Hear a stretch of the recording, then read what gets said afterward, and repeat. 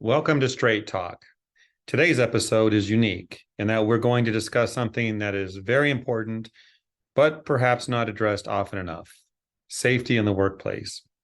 And we're not just speaking of workplace injuries, which are serious enough. Today, we are digging into how to keep frontline professionals, cleaning professionals, safe from those looking to harm them. What's going on, you might ask? Well, for example, in the news recently, there was a report of a residential cleaning professional killed and dismembered in a home in Colorado. It's unheard of. This issue of lone worker safety needs more attention in our industry. And to dig into this, I'm going to welcome two guests who have important information to share.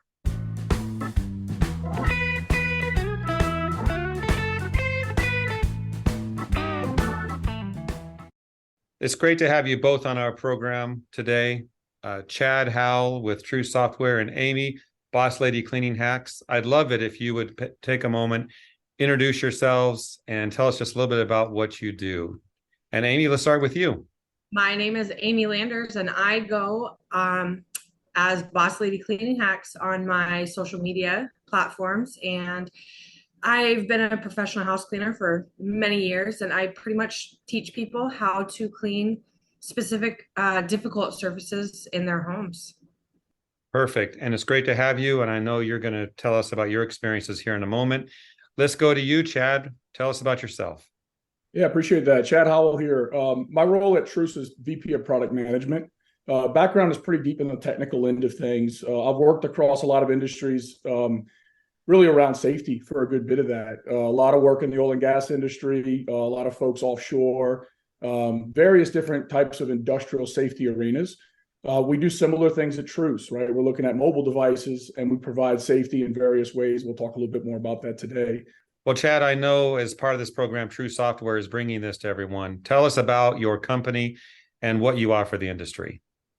Yeah, sure. So we look at mobile devices as just being a key element in our lives today, right? We use them every day at home and at work, and more it's becoming a prominent device that's used for productivity and efficiencies on the job. So what Truce looks to do is understand the situation that a worker might be in throughout their day. And with that, we call it context of their current situation. We can do different things. So one of the elements we really focus on is managing the use of that device, ensuring the proper access at the right time.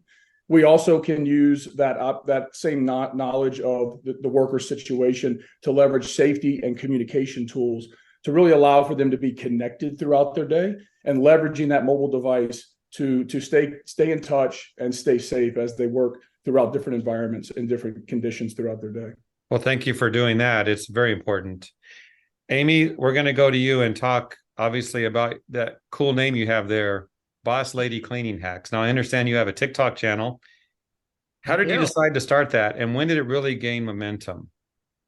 I believe I started it around 2019, and I showcased a really dramatic before and after. And the video, it just went viral, which was my first viral video. And everyone kind of wanted to know what I used. And then my page slowly turned into like a modern day advice column, pretty much. And I kind of just went with it. I tell you what, Amy, I need some help with my TikTok channel, so maybe we'll get off camera and figure that out. So, Got it. well, congratulations on your accomplishments. Yeah. But we're here to talk about safety as well on the job. What are some of the safety risks you've encountered as a cleaning professional and a business owner? Some of the biggest would be getting hurt on the job, which unfortunately happens often. Working alone is always a risk on multiple different levels. You never really know who you're working for or what they could potentially be capable of. And, then also we have to watch out for strangers who sometimes pop in. That's always alarming. There's a reason you're here, Amy, and it's because I understand you were almost attacked on the job. Now, can you tell us about that? Yes, I believe there was a specific time where a situation could have developed into a terrible story, if I had not reacted as I did. a strange man had entered a vacant house where I had been cleaning alone. And I wasn't informed by the client that anyone was going to be present while I was cleaning there. So after I quickly assessed the situation and realized the vibe was kind of off, I ended up exiting the home through the closest door. I've unfortunately been through some pretty traumatic situations in my life, and that's kind of caused my fight or flight to always be active, which I think helped me in that specific situation. So you were scared. You had to do something, and that was it. Leave the building. Yeah. Okay. So I'm glad you're safe and that nothing happened with that. But let's talk about what businesses can do to protect employees. What are some best practices to consider? And Chad, let's start with you on that. Yeah, absolutely. It's a perfect way to react there, right? The most important element with safety is not from a personal protective standpoint, is not to ignore those types of feelings, right? Recognize when you're feeling that spidey sense and you think something's a little bit off, and take action very quickly, right? Don't just hide in the corner or not look in that direction. So from a personal protective standpoint, absolutely the right move. The way we look at this from more of a business level sort of safety concept, it's about having the right tools to be able to stay connected and stay confident that you're not out there alone, even when you maybe truly are. So we look at this in various ways. One thing, again, for Truce is that mobile device is always there. That's one thing that you can pretty much be sure of. And so we really look at layering in different types of communication, different types of safety outreaches, and efficient ways that worker can sound an alarm, so to speak, anytime they even feel the slightest bit of discomfort. And so early on in that process, it may be worth letting the team know, hey, I've arrived on site. I am alone, but everything seems to be safe. And as you start understanding other things that are happening around you, maybe it sounds or an individual that approaches the area, those escalation events can also be delivered out to the team. So you kind of create this buddy system without actually having anyone present there with you. So that's a real focus for us around how to keep folks safe when they're out in the field and especially alone. Very smart technology to have. And of course, Amy didn't have it at that time, I imagine. She did the right thing. But if she'd had it, she would have had that extra level of protection, correct? Absolutely. Okay. Amy, can you add to what Chad just talked about there?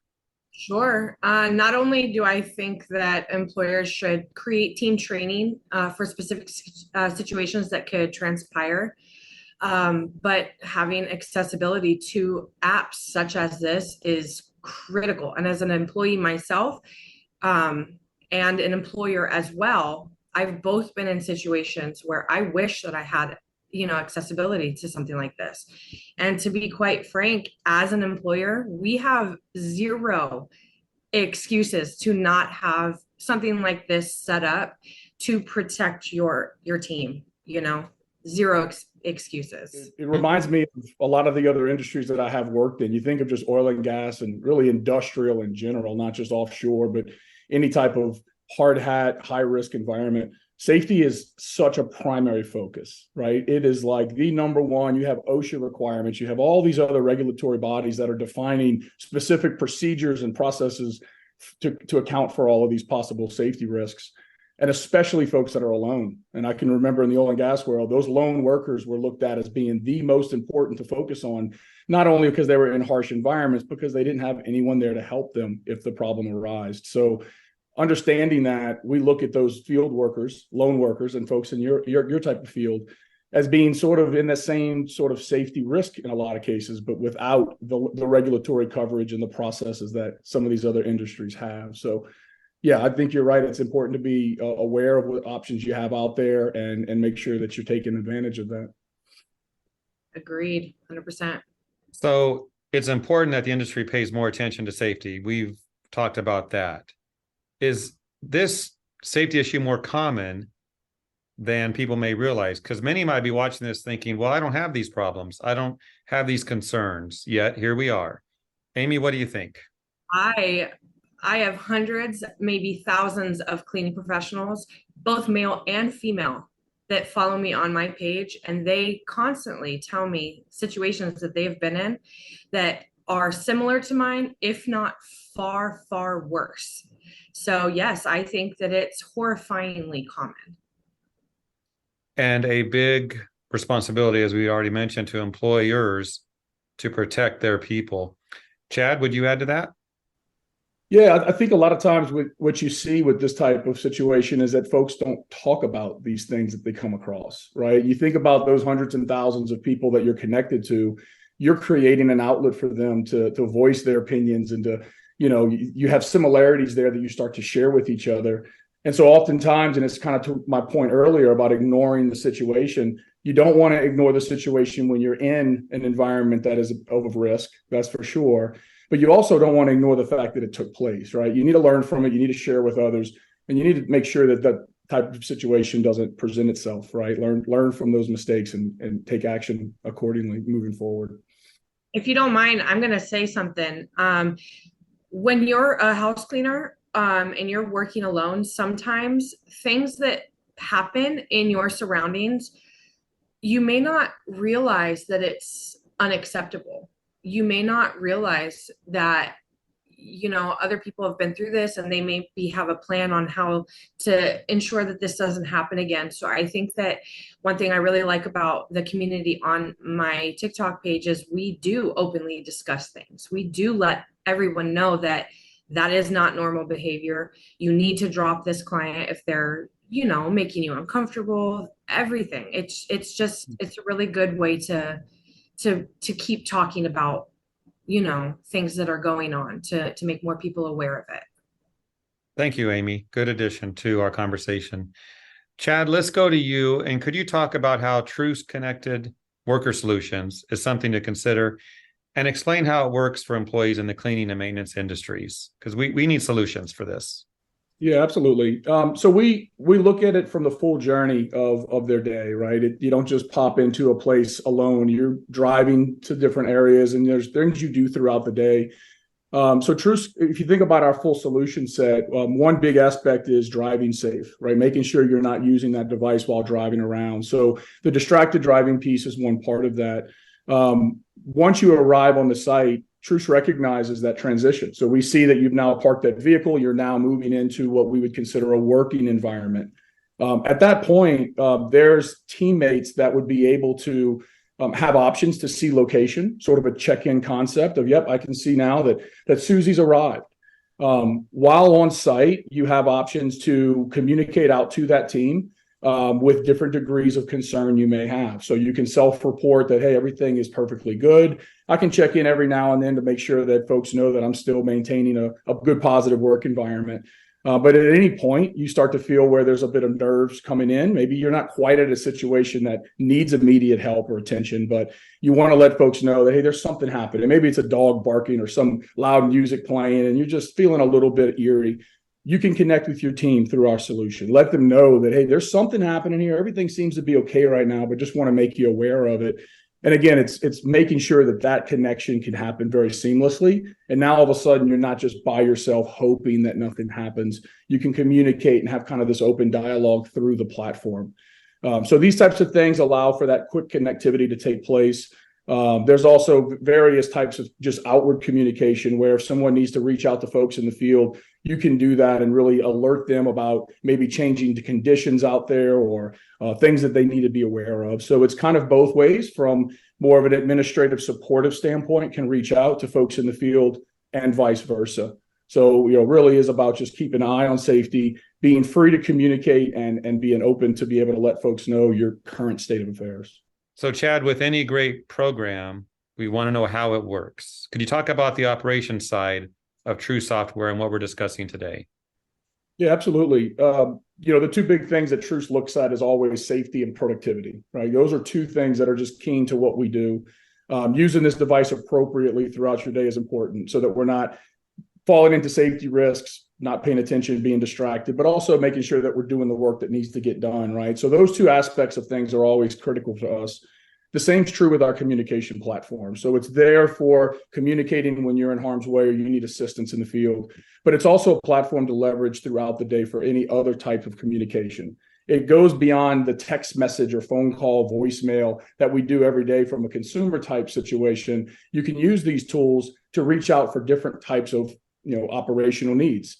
It might be you're missing a certain tool or a component that's needed to finish a job, or maybe I have a flat tire and I'm stranded on the side of the road. I want to make sure that my team knows about it. So this system can not only help if you're in dire need or in a situation of risk, but also throughout the day, you can use this to leverage for any kind of communication needed to finish the job. Being able to send out a message, right, is important, and making sure it gets to the right person, right? That's one half of the story. But being able to respond, right, and making sure that the person receiving that message is able to have the tools they need to quickly triage, respond, get help if needed, or just answer the question that comes up.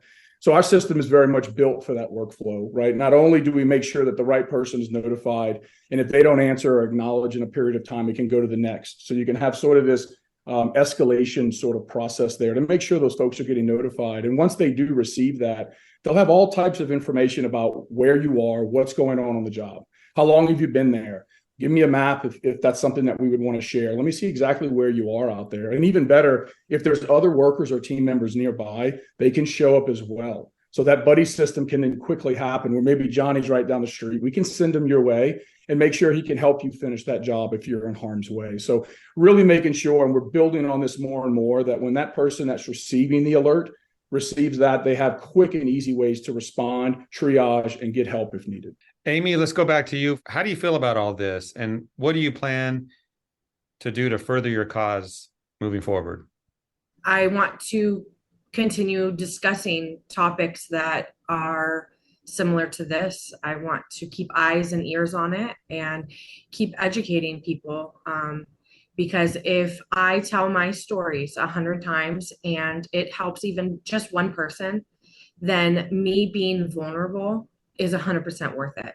Well, you have a platform to do that with your TikTok channel and your other media outlets. So thank you for all you do for the industry. And Chad, you get the final question. So what's next on the product roadmap that would be especially relevant? And how can those who want to learn more do so? For us, we've been focused now for a good bit working on this communication platform, right? The escalation concepts, making sure that it can really work amongst a small or large team of individuals. Our next real focus is around automation. So we're looking at bringing in various types of additional data inputs to be able to make folks aware of circumstances maybe before they happen, or if they're unable to report those back, we can get ahead of some of those things. So think about crime environments, high crime, kind of be aware of the environment around you, weather conditions, different types of things that may affect that person when they're right there on site, or like I said, kind of throughout their day as they're driving to and from different locations, making sure they know kind of where they are and be aware of certain things as they come up. So really diving into that automation side of things to just continue to build upon the platform that we have with communication and safety. Well, Chad and Amy, thank you so much for being with us today. Those watching now have solutions to protect themselves. Employers can protect their workers.